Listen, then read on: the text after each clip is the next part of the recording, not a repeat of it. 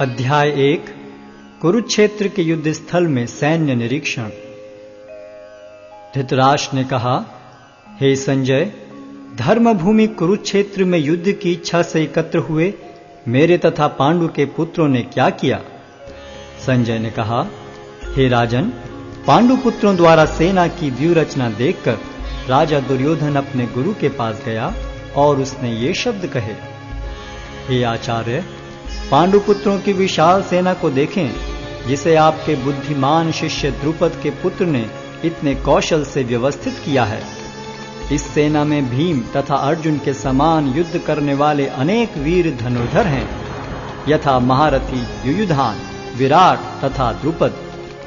इनके साथ ही धृष्टकेतु, चेकितान, काशीराज, पुरुजित, कुंतीभोज तथा शैब्य जैसे महान शक्तिशाली योद्धा भी हैं। पराक्रमी युधामन्यु, अत्यंत शक्तिशाली उत्तमौजा, सुभद्रा का पुत्र तथा द्रौपदी के पुत्र, ये सभी महारथी हैं। किंतु हे ब्राह्मण श्रेष्ठ, आपकी सूचना के लिए मैं अपनी सेना के उन नायकों के विषय में बताना चाहूंगा जो मेरी सेना को संचालित करने में विशेष रूप से निपुण हैं। मेरी सेना में स्वयं आप, भीष्म, कर्ण, कृपाचार्य, अश्वत्थामा, विकर्ण तथा सोमदत्त का पुत्र भूरिश्रवा आदि हैं, जो युद्ध में सदैव विजयी रहे हैं। ऐसे अनेक वीर भी हैं जो मेरे लिए अपना जीवन त्याग करने के लिए उद्यत हैं। वे विविध प्रकार के हथियारों से सुसज्जित हैं और युद्ध विद्या में निपुण हैं।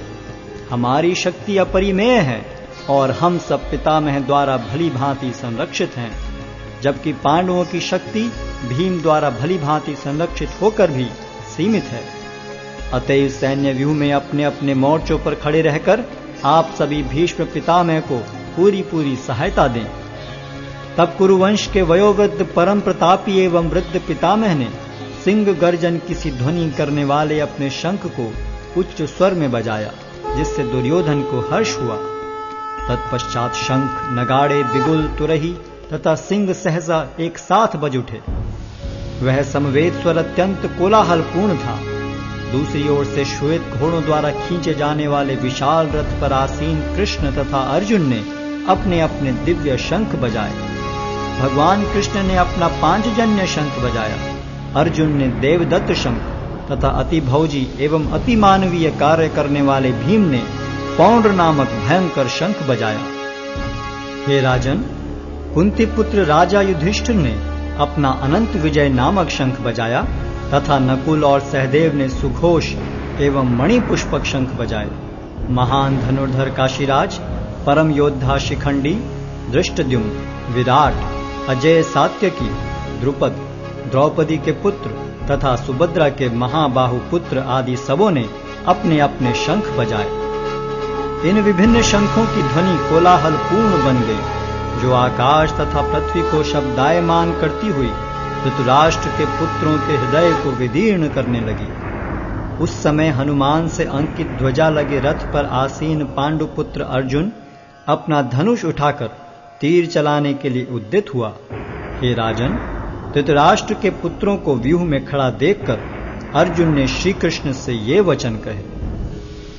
अर्जुन ने कहा, हे अच्युत, कृपा करके मेरा रथ दोनों सेनाओं के बीच ले चलें, जिससे मैं यहाँ उपस्थित युद्ध की अभिलाषा रखने वालों को और शस्त्रों की इस महान परीक्षा में जिनसे मुझे संघर्ष करना है उन्हें देख सकूं।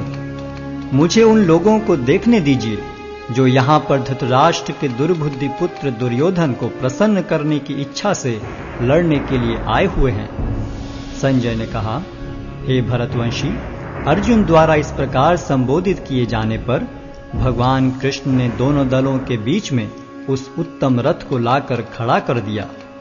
भीष्म, द्रोण तथा विश्व भर के अन्य समस्त राजाओं के सामने भगवान ने कहा कि हे पार्थ, यहां पर एकत्र सारे कुरुओं को देखो। अर्जुन ने वहां पर दोनों पक्षों की सेनाओं के मध्य में अपने चाचा ताऊओं, पितामहों, गुरुओं, मामाओं, भाइयों, पुत्रों, पौत्रों, मित्रों, ससुरों और शुभ चिंतकों को भी देखा। जब कुंती पुत्र अर्जुन ने मित्रों तथा संबंधियों की इन विभिन्न श्रेणियों को देखा तो वह करुणा से अभिभूत हो गया और इस प्रकार बोला।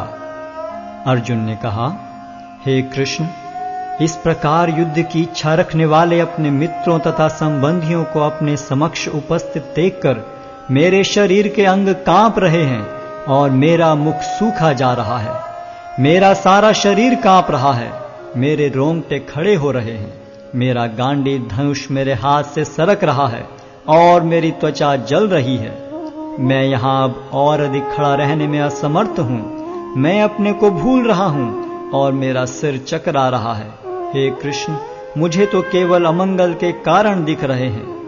हे कृष्ण, इस युद्ध में अपने ही स्वजनों का वध करने से न तो मुझे कोई अच्छाई दिखती है और न मैं उससे किसी प्रकार की विजय, राज्य या सुख की इच्छा रखता हूं।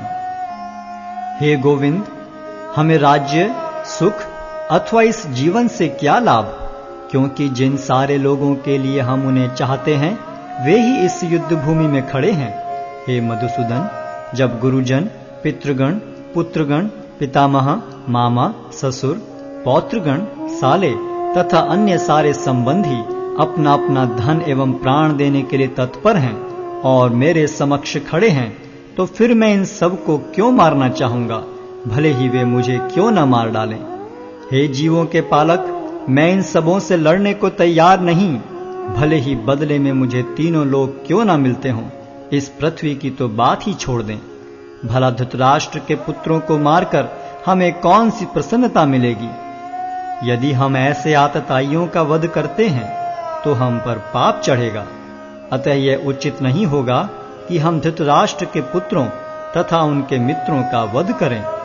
हे लक्ष्मीपति कृष्ण, इससे हमें क्या लाभ होगा और अपने ही कुटुंबियों को मारकर हम किस प्रकार सुखी हो सकते हैं।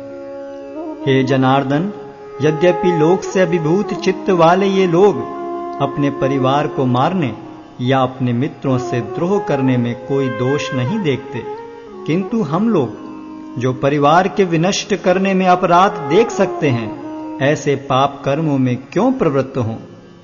कुल का नाश होने पर सनातन कुल परंपरा नष्ट हो जाती है और इस तरह शेष कुल भी अधर्म में प्रवृत्त हो जाता है। हे कृष्ण, जब कुल में अधर्म प्रमुख हो जाता है तो कुल की स्त्रियां दूषित हो जाती हैं और स्त्रीत्व के पतन से हे वृष्णिवंशी अवांछित संतानें उत्पन्न होती हैं।